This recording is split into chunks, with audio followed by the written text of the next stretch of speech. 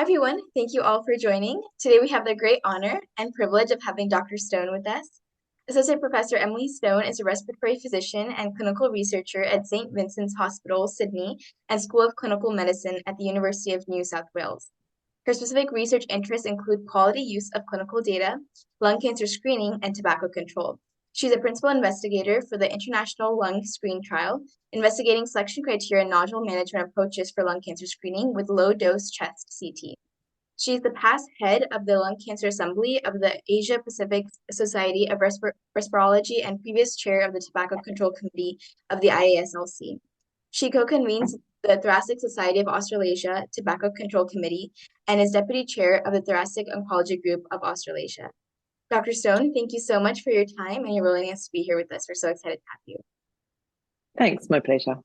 So to introduce myself and my team, my name is Priyanka Senthil, and with me I have Drake Long and Anish Gokulam, and we're part of the American Lung Cancer Screening Initiative, or ALCSI for short.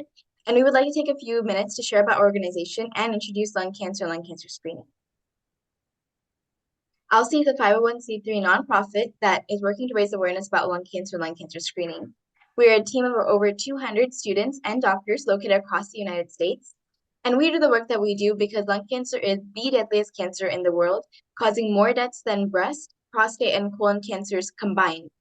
Lung cancer causes about 380 deaths per day in the US alone. And lung cancer is very fatal because currently many patients are being diagnosed at a late stage when the cancer has grown and spread to other parts of the body. Lung cancer screening is an effective imaging technique that can be used to screen for lung cancer and has been shown to catch lung cancers early. However, less than 6% of people at high risk for lung cancer are currently getting screened. The screening rate for lung cancer is much lower than the screening rates for breast, cervical, and colon cancers, which are around 73%. We believe educating people about lung cancer screening is one of the most important and effective ways to increase the lung cancer screening rate for populations that would benefit from lung cancer screening. So far, we have given over 250 presentations on lung cancer screening to universities, hospitals, medical schools, and organizations around the US, as well as India, Canada, Brazil, and Mexico, reaching over 10,000 people. We've also worked with over 345 mayors from every single US state to issue proclamations recognizing November as National Lung Cancer Awareness Month. We've also had the opportunity to work with several leaders at the state level, including multiple mayors, Arizona State Senator Leila Alston, who's a lung cancer survivor, Pennsylvania Governor Tom Wolf, and Lieutenant Governor of Colorado Diane Primavera, to issue public service announcements emphasizing the importance of lung cancer screening.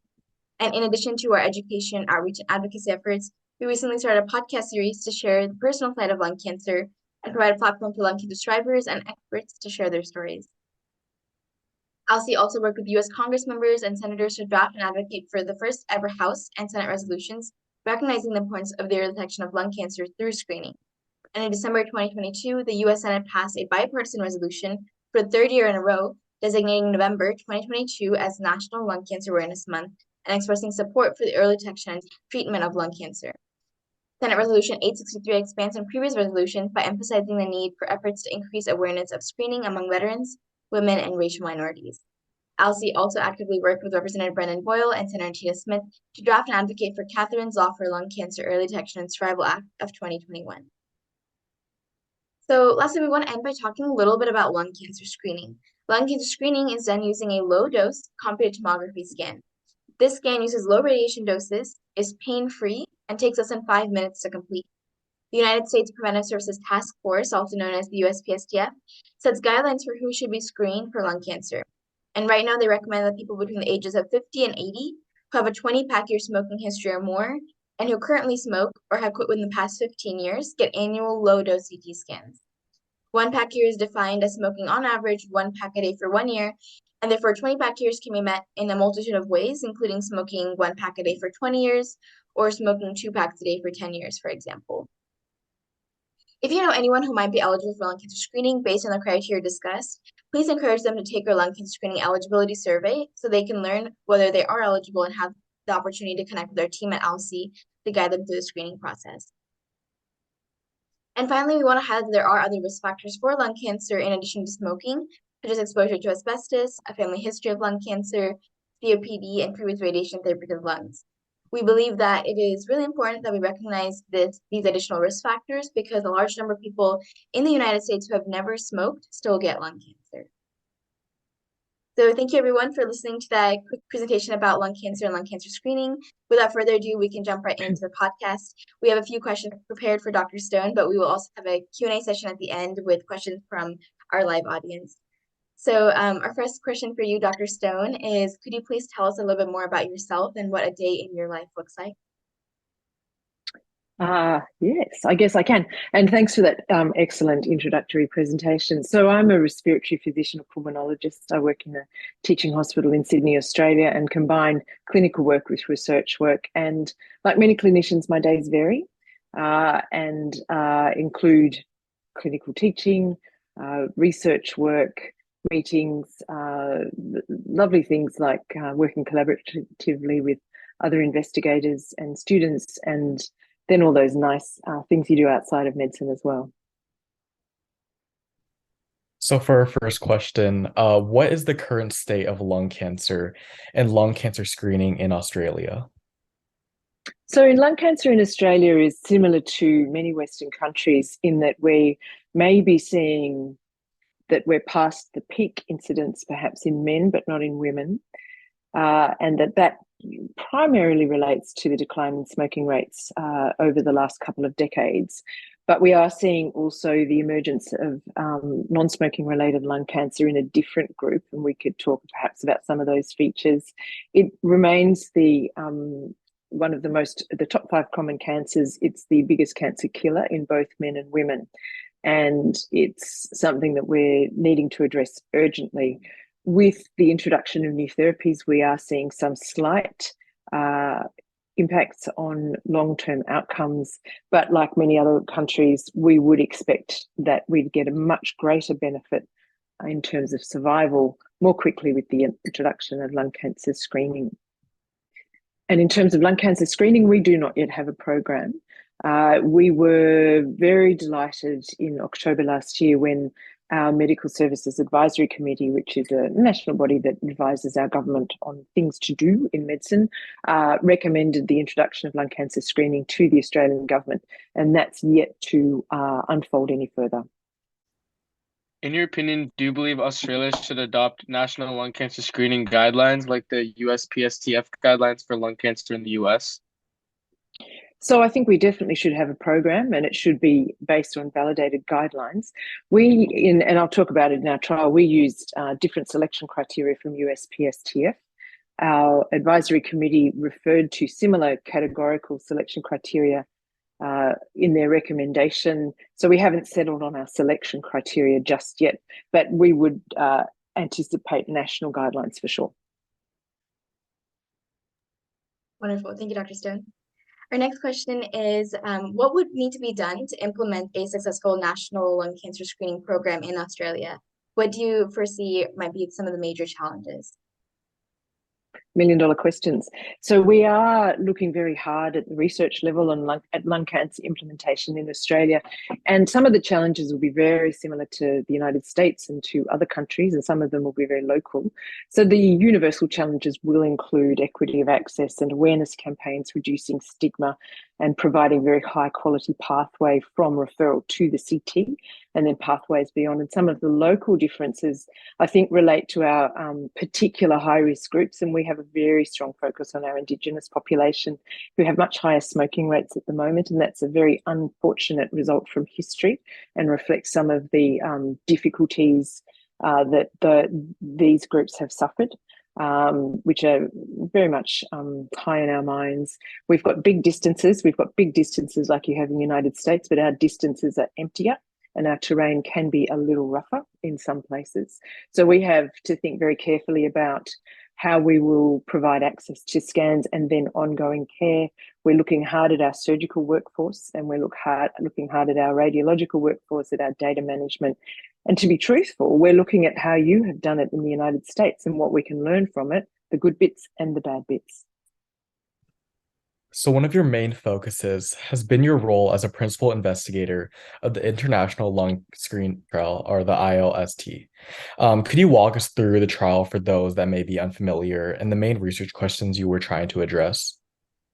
It's a little different from the Nelson and NLST. It's not a randomized controlled trial looking for mortality benefit. It was a cohort study, and it was looking at two primary outcomes. One was to evaluate selection criteria, and the other was nodule management.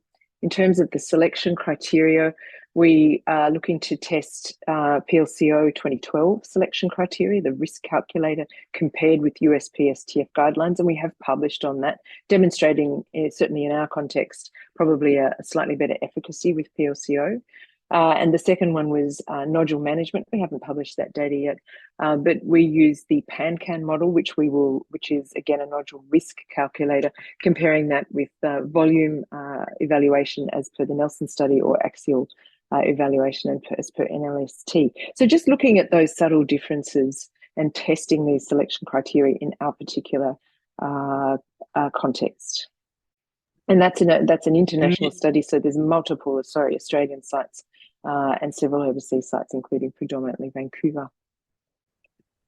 In the US, the USPSTF lung cancer screening criteria are quite rigid given the categorical nature and don't include other risk factors for lung cancer, such as exposure to secondhand smoke, radon, asbestos, a family history of lung cancer, and other lung cancer diseases.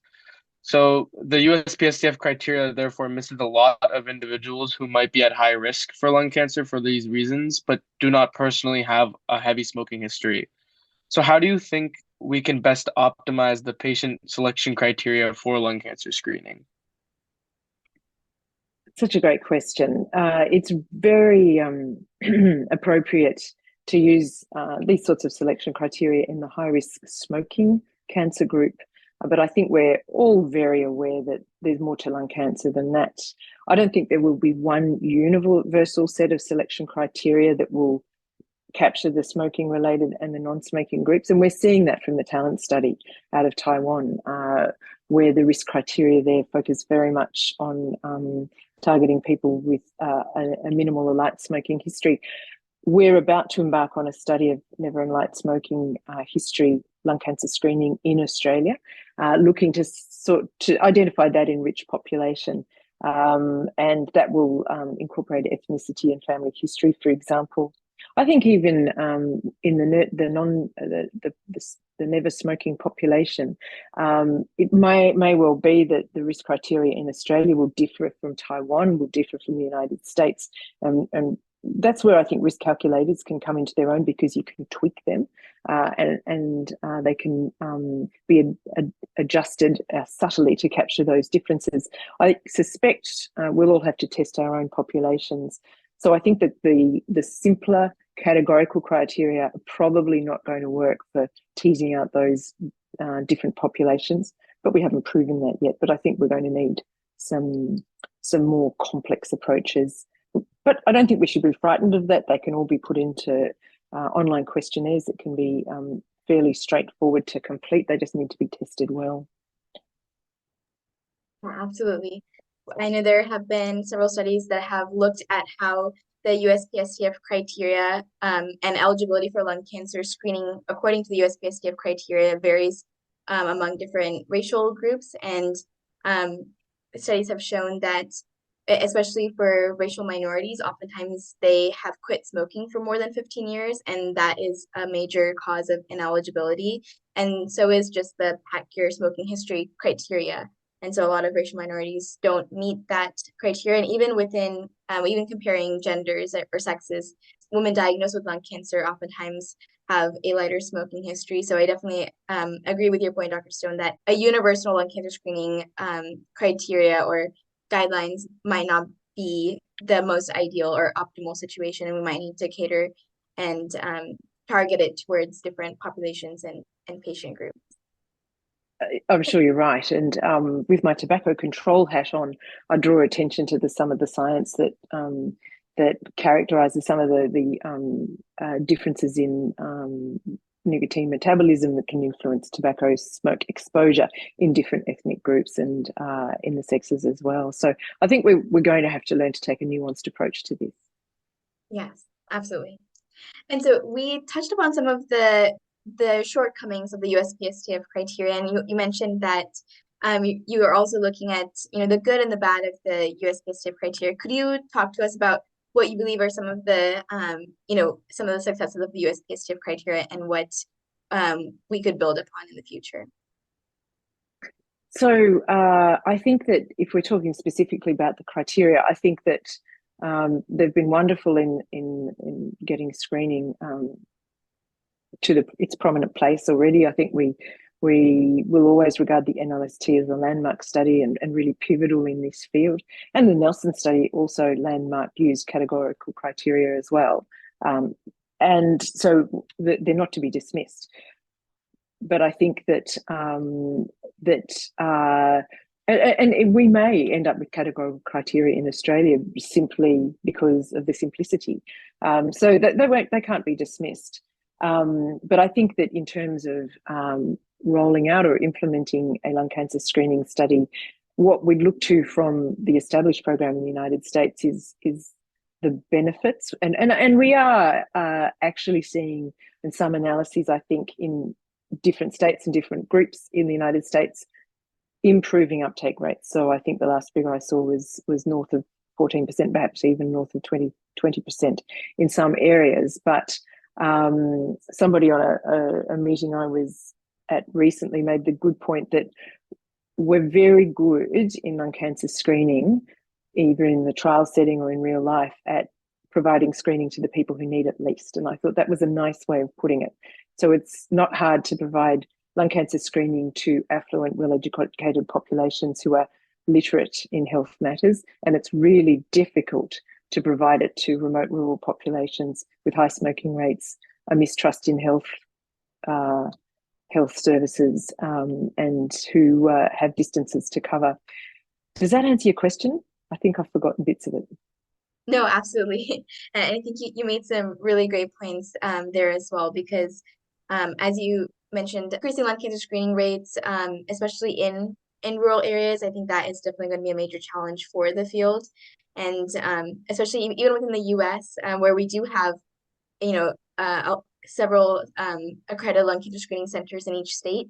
In some states, especially in the Northwest, there are only a couple of screening centers in one state, and so individuals who might be living several hours away from an accredited lung cancer screening center will have to drive longer distances, and researchers have shown that individuals living farther away from those centers are less likely to get screened, and geographical barriers, economical barriers, cultural, and also just a mistrust in the medical system, I think, are all issues that can reduce the uptake of lung cancer screening. So completely agree with everything that you had said.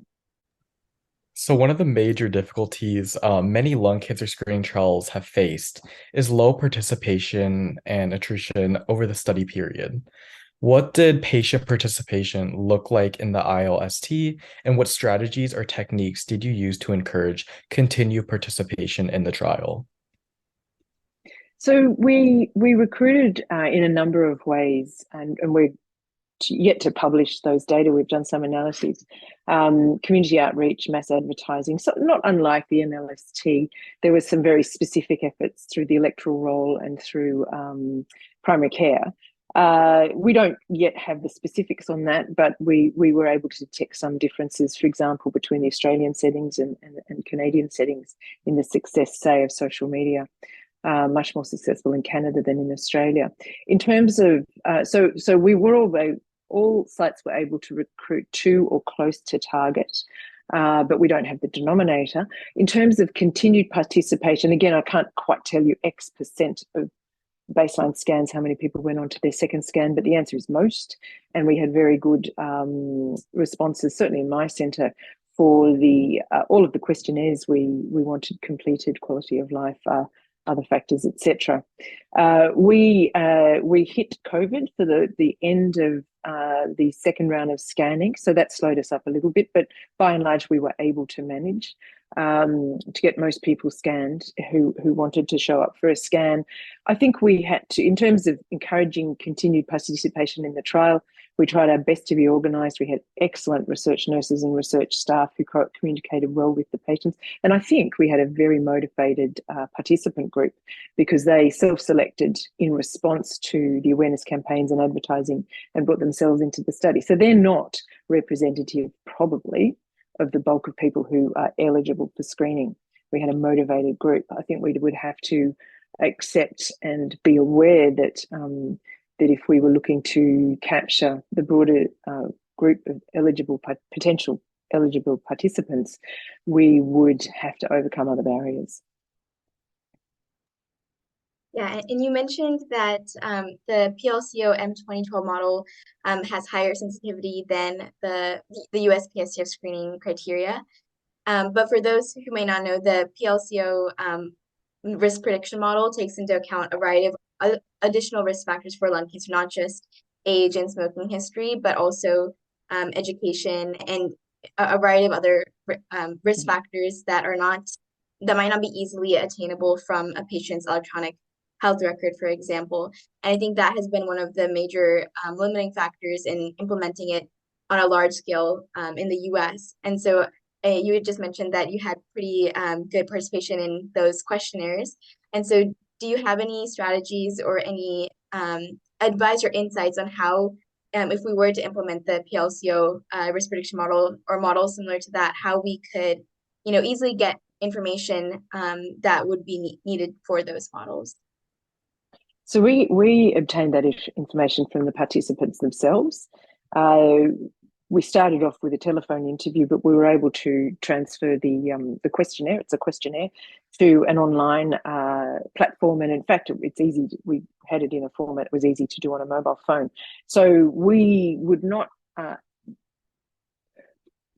Nothing's decided, but from this trial point of view, and certainly from my point of view, it would be best if the potential participants, filled in the questionnaire, that you wouldn't try and identify all of the PLCO 2012 data yourself from an electronic health record. That would be guaranteed to fail.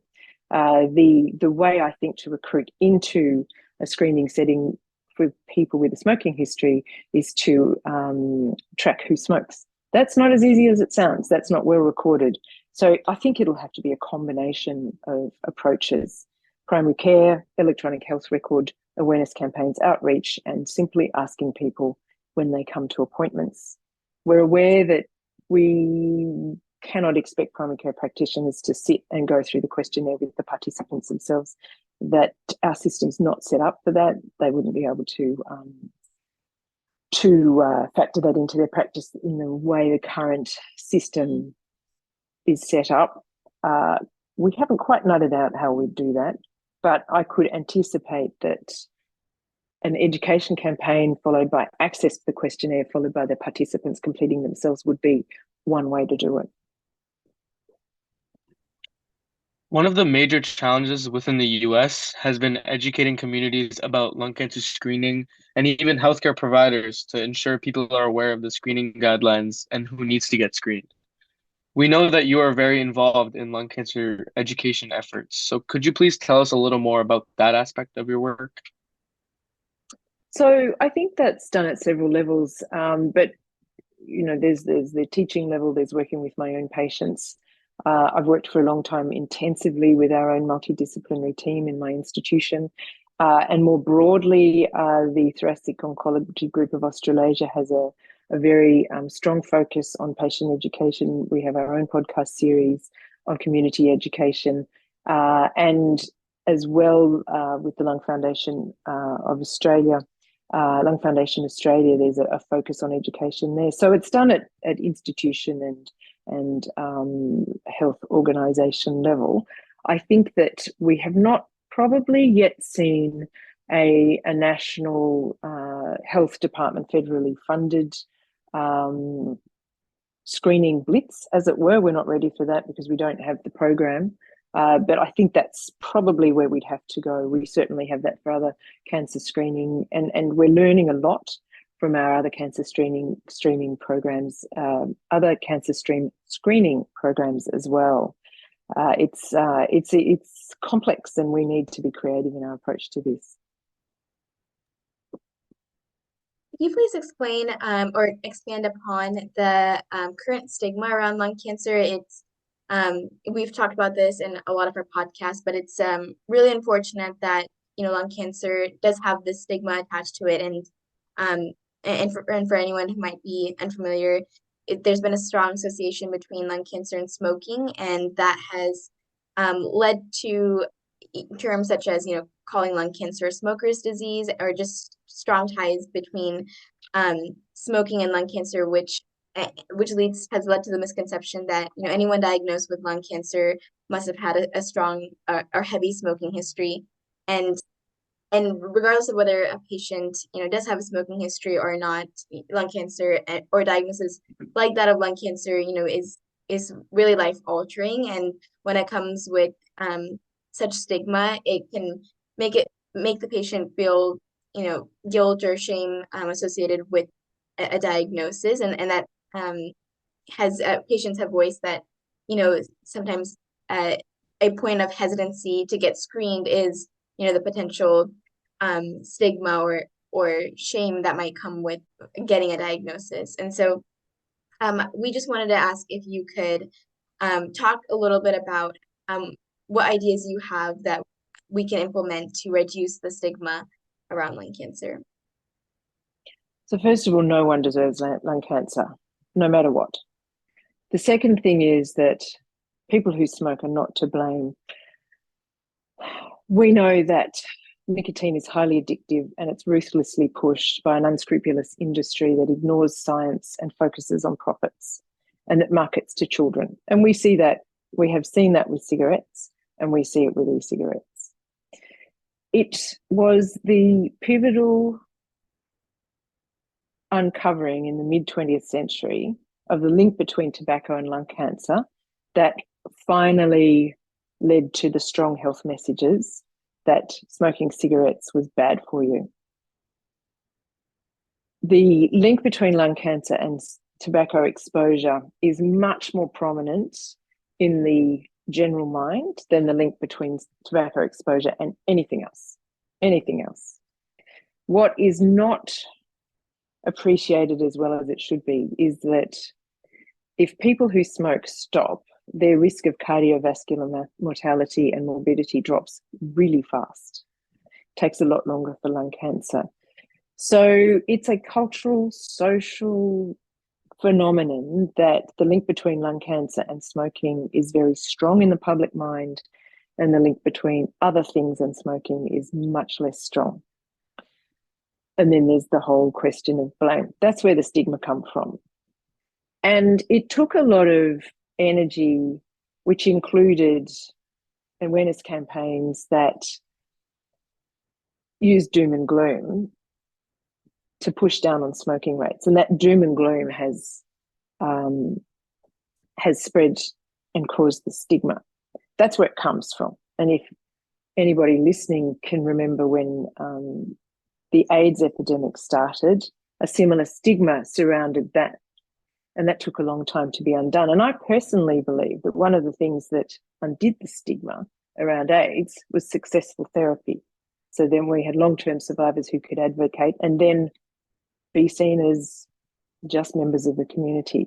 We haven't quite got a large body of lung cancer survivors who can advocate and be seen as members of the community. We're getting there slowly. And we also have some major challenges in that many of the longer term survivors in lung cancer have never smoked and have reasonably different priorities.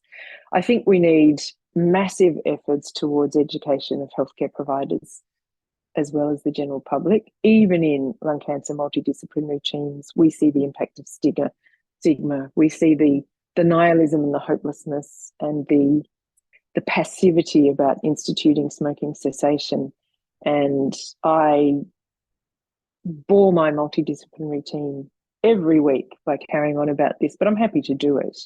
So stigma is very tightly linked to attitudes towards and around smoking, the tobacco industry and is very, very complicated by all of the social and cultural phenomena that surround all of that. I could go on, but maybe I shouldn't. So our next question is quite open-ended and is, in your opinion, how can we ensure equity in lung cancer screening programs? So that's huge. I think that's where the focus on local issues comes to play. We have to get it right at a national level in our country and in yours. So that means robust selection criteria, strong referral pathways, tough standardization criteria, and funding for the scan, the screening, the nursing support, the surgical workforce, and the multidisciplinary team care. That's the national stuff. And then the local stuff needs to focus on the individual populations, the stigma issues around the groups, the health literacy, the trust in healthcare resources, the geography, the miles and miles of dirt roads, whether you need an aeroplane, all those sorts of things. And so I think that combination of national and local issues is probably what is going to be required, and some flexibility and adaptability. What the UK does will be very different from what Australia does and from what the United States does. And I think also putting equity right up the top of the priority list, because if we should regard ourselves as failing if we don't ensure equity, and we'll probably need to work on how to measure it as well.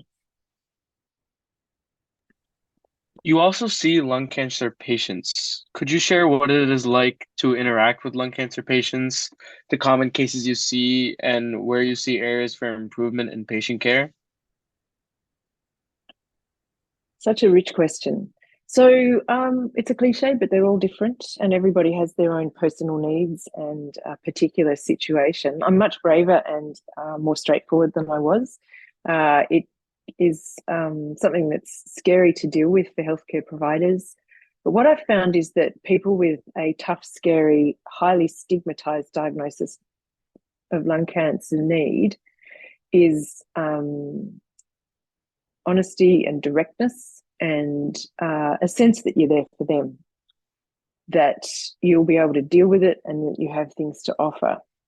Even if what you're offering is highly expert, supportive and palliative care, you need to be able to make sure that your patients feel that you've got them, you've got their back and you're there for them.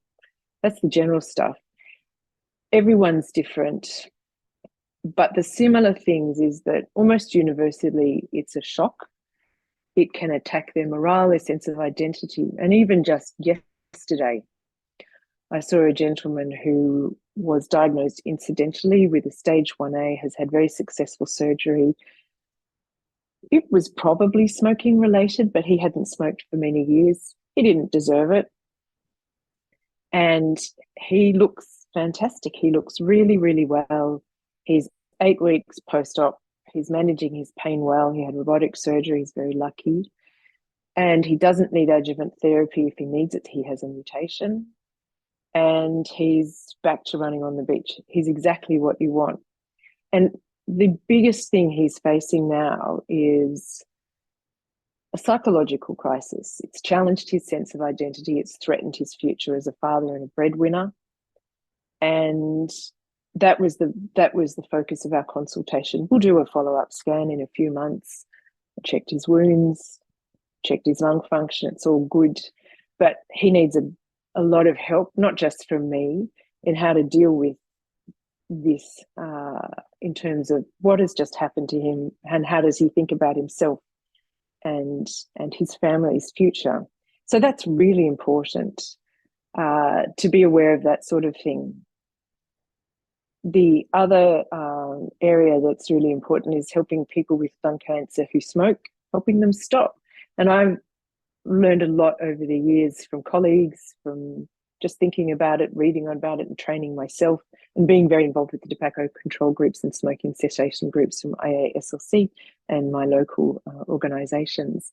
And what I've learned is I don't know very much, but there's plenty of information out there, and that we shouldn't be afraid of it. We shouldn't stigmatise it. We should present smoking cessation as something that's my job, our job as healthcare providers, and that we're there to support our patients, that everyone should be able to stop smoking, but that it will be very, very hard, and that help should be offered.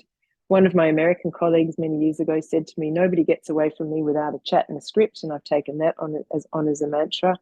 And I'm always trying to persuade people, and we use a lot of humour here, to let me refer them to the quit line, to feel like I'm a bit of a cheerleader for them in smoking cessation.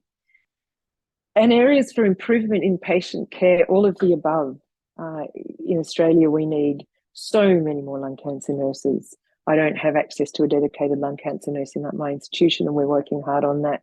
We've had an injection of federal funds to provide a few more nurses, but we do not have a lung cancer nursing workforce to match that of other important cancer streams. So there's, and one more thing we're working on very hard with a group of investigators is developing a lung cancer real-time data platform, so we can really track, follow, and react to what we're doing. So there's so many areas where we can improve things. Wonderful. That was a really great response. Thanks, Dr. Stone. So you mentioned, just how hard it is to, stop smoking. I think that is a really important point because, for individuals who might not be struggling with, with addiction to smoking, it's hard maybe to understand or to really grasp like how hard smoking cessation is. But, from talking with patients who do have a smoking history, it really is challenging. It's not just a mental thing. It's not just like that individuals who are smoking don't have the willpower or desire to stop smoking, but there are a lot of physical, mental, emotional effects of trying to stop smoking. And so I think it's just really important that we educate people about that. And as you had touched upon, right now, at least in the US, the increasing awareness about lung cancer screening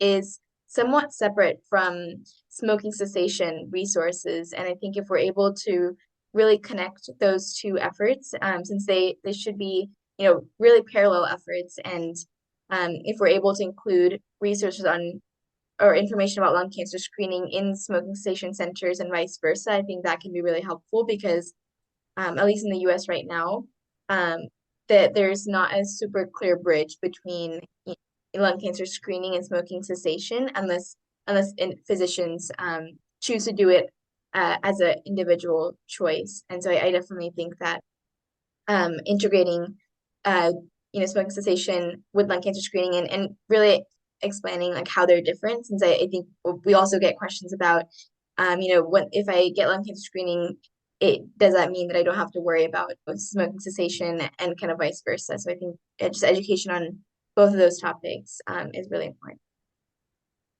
And so we're wondering if you could talk a little bit more about what a multidisciplinary team is and why it's so important in improving patient outcomes.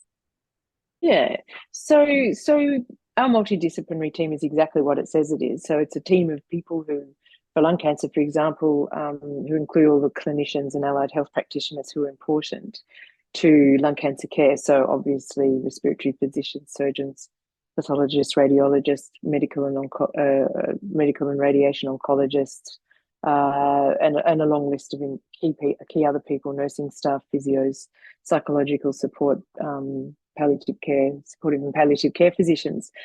We've recently done some work in Australia looking at our MDT workforce and our landscape, and we do know that we struggle across the board to have what would probably be regarded as an essential core group in many centres. We don't necessarily have surgeons at every MDT, for example, and not every institution that probably should have one does have one, and we're working on that. Why is it so important? Because it provides increased survival, and there is a fairly strong literature that, at least in big retrospective series, tells us that if patients are managed through an MDT, that survival outcomes improve. And we've done that in our own institution as well. And this is independent of other things, treatment, stage treatment, etc. I think that what actually that is based on is that patients who are managed through multidisciplinary teams get what they need, which is once they're within that team setting, they receive timely care, they're likely to receive guideline adherent care, they're likely to be staged properly, etc., etc. It does depend on the quality and resourcing of the multidisciplinary team. So that's the first thing. The next thing is that in multidisciplinary teams that are high functioning, well-resourced, well-staffed, and in the appropriate setting, a big cancer centre with what it needs and high volume, they're likely to have access to things like rapid access to PET scanning, to mediastinal staging, to molecular analysis, to clinical trials, and to appropriate surgery. What we do have concerns about, and again, the data on this varies from study to study and setting to setting, is community-based oncology care where we may not see that patients have access to each key component. So that's sort of outcomes benefit of multidisciplinary team care. In terms of other benefits, certainly to the healthcare provider members of the MDT, there's education, there's rapid access to referrals, there's the allied support to the patients. So it's all around timeliness, treatment receipt, and appropriateness of care. So you spoke a little bit on tobacco control and smoking cessation earlier. So could you please share with us, your current work and ideas on this topic? So I've alluded to that in earlier. So there's a strong focus actually on providing good smoking cessation support to my own patients, always with the knowledge that I'm not I'm not an expert. I don't have any fine motivational interviewing skills, for example. I'm trying to learn, and it may be that a busy pulmonologist is not the person to do in detail motivational interviewing. We work closely with our screening investigator community on how to integrate smoking cessation. We've got a research program on that into future lung cancer screening studies. We're very engaged in Australia on the impact of the e-cigarette epidemic. We have different approaches to e-cigarettes in Australia to other countries, and it may reflect the fact that we're dealing with a different phenomenon. In the UK, e-cigarettes, as you know, are embraced and probably started in a better way, made by small companies that weren't owned by the tobacco industry. The Stop Smoking Services provided e-cigarettes to their patients. But in Australia, before we've had a chance to effectively look at the role of e-cigarettes in our setting, we have been swamped by the epidemic, the tobacco companies, and the advent of disposables and rapid youth uptake. So we've probably missed the boat on effective use of e-cigarettes. Personally, I don't think we've missed very much. I don't think they're particularly effective. I think that there's an enormous need to educate the healthcare workforce on providing good smoking cessation, and I'm also engaged in a big program of research looking at integrating smoking cessation effectively in cancer clinics to involve the participation of all strands of healthcare providers, so from clinicians right through to radiation technicians, so how that would have an impact. It's wide-ranging, it involves many people, and it's absolutely fascinating.